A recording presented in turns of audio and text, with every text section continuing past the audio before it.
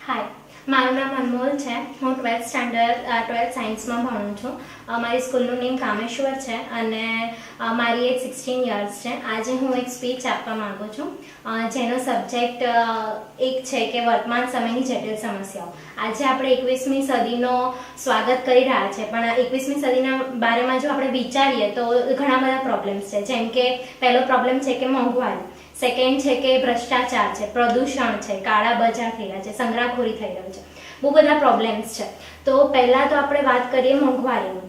તો ભરી દીધી છે એટલી બધી બદીઓ આજ સમાજમાં કે હોઠ ખુલે છે તો શબ્દ ફરિયાદ બની આવે છે અને તે છે મોંઘવારી. જો મોંઘવારીની વાત કરીએ તો દેશમાં આજે મોંઘવારી વધી જ રહી છે, એકંદરે પ્રમાણે વધી રહી છે. મોંઘવારી વધવાનું કારણ આજે વસ્તી વધારો છે. આજે આપણા દેશ ઇન્ડિયામાં વસ્તી કૂદકે વધી રહી છે, ત્યારે જે માણસો વધી રહ્યા છે એના પ્રમાણમાં અનાજનું ઉત્પાદન થતું નથી. કારણ કે ઇન્ડિયામાં એટલી બધી આપણી પાસે જગ્યા નથી કે અનાજનું એટલું ઉત્પાદન થઈ શકે. અને જો અનાજનું ઉત્પાદન થાય છે તો ઘણા જે વેપારીઓ છે એ કાળા બજાર સંગ્રહખોરી કરે છે અને પછી એને વેચે છે અને ઊંચો નફો મેળવે છે. એના કારણે આપણું જ ખરાબ થાય છે, આપણે જ મોંઘવારીના માર ખાઈએ છીએ. એમાં આપણા સમાજમાં 3 વર્ગો છે: ધનિક વર્ગ, મધ્યમ વર્ગ અને ગરીબ વર્ગ. એમાં ગરીબ વર્ગને તો પહેલેથી ટેવ જ હોય છે કે તે સારા એવા કલ્ચરમાં પણ નથી હોતા કે તેમને એટલું બધું જરૂર નથી હોતી બધી વસ્તુની, એટલે તેમને જો મોંઘવારી આવે તો વસ્તુ ના મળે તો ચાલી જાય. પરંતુ જ્યારે જે મધ્યમ વર્ગ છે તે ટેવાયેલા હોય છે અને મળતી નથી ત્યારે એમને બહુ પ્રોબ્લેમ થાય છે. જ્યારે ધનિક વર્ગ છે એની પાસે તો પૈસા છે, નોટો છે, એ ગમે તેમ કંઈ આગળ નીકળી જશે. આજે આપણે અગર જઈએ, એક મધ્યમ વર્ગનો કોઈ બાળક છે એ એક્ટિવા લઈને જઈ રહ્યો છે અને કોઈ ધનિક વર્ગનો માણસ છે જે જઈ રહ્યો છે. અગર એ ગાડી લઈને જઈ રહ્યો છે, એની પાસે લાયસન્સ નથી, તો એ જે ત્યાં પોલીસ છે એને પૈસા આપીને એને આગળ જતો રહેશે. પણ જે ઓલું જે બાઇક લઈને જઈ રહ્યો છે, જેની પાસે એકચ્યુઅલમાં છે લાયસન્સ પણ એ ભૂલી ગયો છે, છતાં એને કોઈ જવા નહીં દે, એને પકડી રાખશે, એને જોર જબરદસ્તી કરશે. મોંઘવારીનું પ્રમાણ એટલું બધું વધી ગયું છે, આના કારણે મધ્યમ વર્ગને બહુ મુશ્કેલો પડે છે. પછી મધ્યમ વર્ગમાં કમાનાર એક હોય છે અને ખાનારા વધારે હોય છે, એટલે બહુ પ્રોબ્લેમ થાય છે. પછી મોંઘવારીમાં આટલી બધી મોંઘવારી વધે છે, પેટ્રોલ, ડીઝલ બધાના ભાવ વધે છે. મોંઘવારીના કારણે સરકાર એમના જે કર્મચારી હોય છે એમાં તો એ એમના પગારમાં વધારો કરી નાખે છે અને એની સાથે પેટ્રોલ, ડીઝલ એવામાં બી વધારો કરે છે. એટલા માટે મધ્યમ વર્ગને બહુ પ્રોબ્લેમ થાય છે. પરંતુ આપણા ઇન્ડિયામાં લોકો એટલા બધા આમ શ્રદ્ધાળુ છે કે કહેવાય છે ને કે સાત તૂટે અને સાત જોડે અને 13 તૂટે, છતાં પણ એ લોકોની ભગવાનમાં શ્રદ્ધા અતૂટ છે. અત્યારે હમણાં જોઈએ, 1 વર્ષ પહેલા જ કેદારનાથમાં આટલી મોટી ઘટના થઈ ગઈ હતી, છતાં પણ અત્યારે ફરીથી કેદારનાથમાં જવાવાળા લોકોની સંખ્યા એટલી ને એટલી જ છે. કોઈ ડર્યું નથી, કોઈ એટલી બધી આફત થવા છતાં કોઈ આગળ જવા માટે ડરી નથી રહ્યું. હવે બીજા એક વાત કરીએ કે પોલ્યુશન. અત્યારે પોલ્યુશન એટલું બધું વધી રહ્યું છે કે ના પૂછો વાત. જ્યારે બીજું વિશ્વયુદ્ધ થયું હતું, લગભગ 1885માં થયું હતું, ત્યારે જાપાન જે હિરોશિમા છે એની અંદર અમેરિકા દ્વારા બોમ્બ ફેંકાયો હતો, ત્યારે બહુ નુકસાન થયું હતું. અને એવું કહેવાય છે કે ત્યાં લગભગ ઘણા બધા વર્ષો, 10-20 વર્ષ સુધી ત્યાં જે બાળક જન્મે છે એની અંદર ખોડ થાપણા છે, કાં તો કાન નથી હોતો, કાં તો નાક નથી હોતું, એ રીતના કંઈક પ્રોબ્લેમ થાય છે. અને એ પોલ્યુશનના કારણે થયું હતું. અને અત્યારે આપણે જે 21મી સદીનું વેલકમ કરીએ છીએ, પણ એમાં સૌથી મોટી સમસ્યા જોવા જઈએ તો એ પોલ્યુશન છે.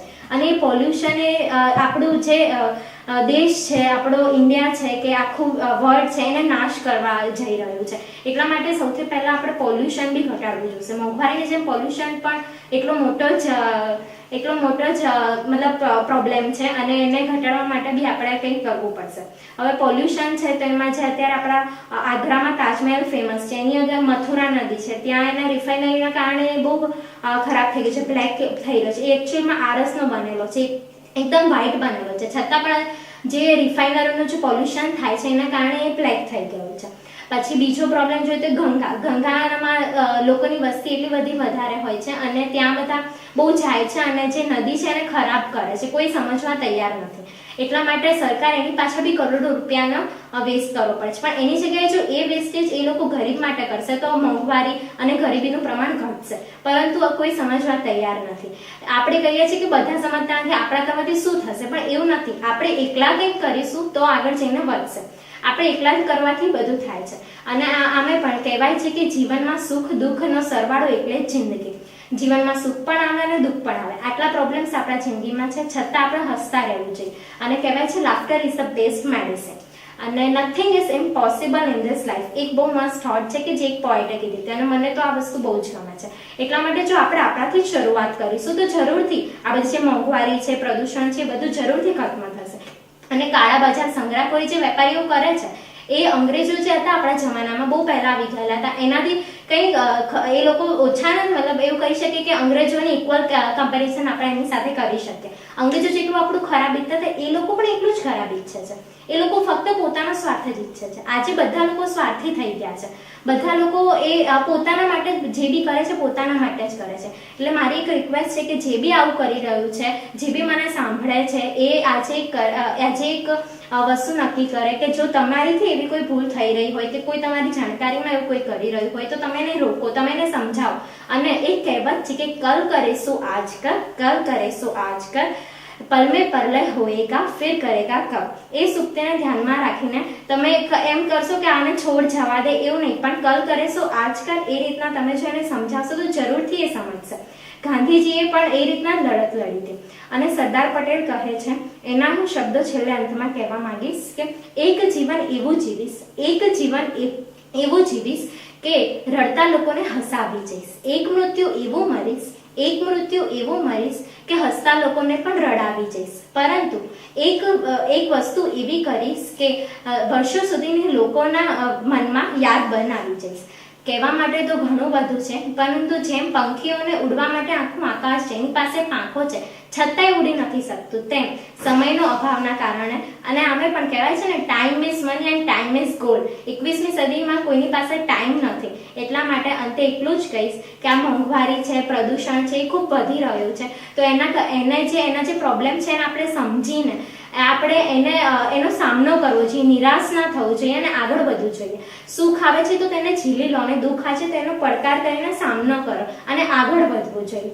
એટલા માટે આજે કદાચ આપણા જે ગુજરાતના મુખ્યપ્રધાન હતા નરેન્દ્ર મોદી, તે વડાપ્રધાન બની ગયા છે અને એમનો જે સ્લોગન છે અચ્છે દિન આને વાલે હૈ, તો ફક્ત એમના કરવાથી કશું ના થાય, પણ આપણે પણ એમનો સપોર્ટ કરવો જોઈએ, તો જ અચ્છે દિન આને વાલે હૈ. છેલ્લે એટલું જ કહીશ કે મારા સાંભળવાથી જો તમને કંઈ ખોટું લાગ્યું હોય તો મને માફ કરી દેજો.